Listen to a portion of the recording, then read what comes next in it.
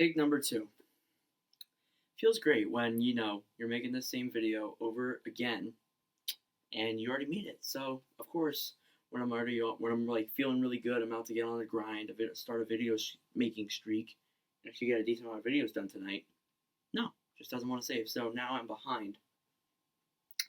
Anyways, let's get into the preview between the Vancouver Canucks and the Minnesota Wild. So Vancouver had a 36, 27, and 6 record with 78 points. They scored 228 goals, which was 8th, so they don't really have a problem with scoring goals. Goals against, on the other hand, is not very good.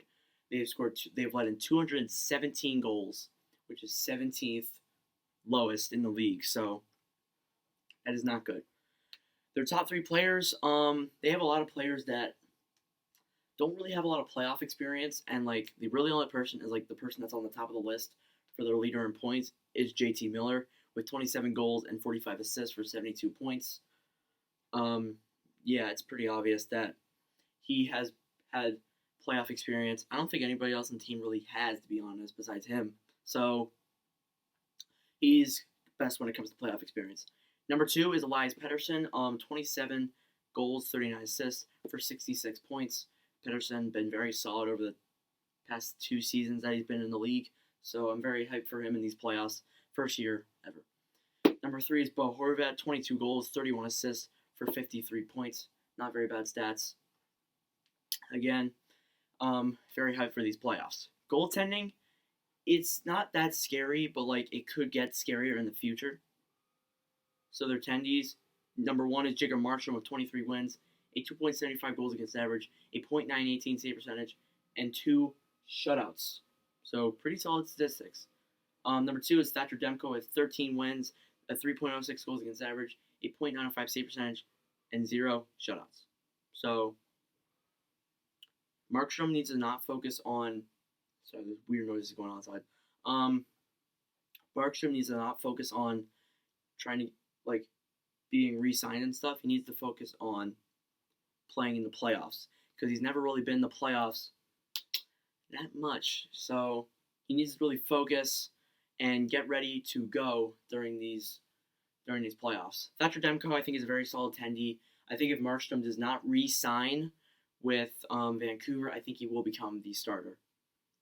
People think he's really ready for it, and I think he's really ready for it.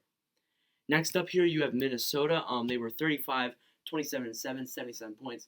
They were just below Vancouver. So their goals scored and their goals against are the same number, 220. Goals scored, they were 14th.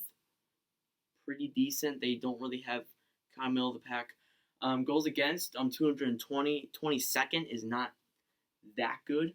Their top 3 players, Kevin Fiala, 23 goals, 31 assists for 54 points. Of course, he was traded from Nashville and the Michael Granlund trade, I think it was. Yeah, so there you go. Number 2 is Ryan Suter with 8 goals, 48 assists for 52 points. I think that's supposed to say, but it says 48 points.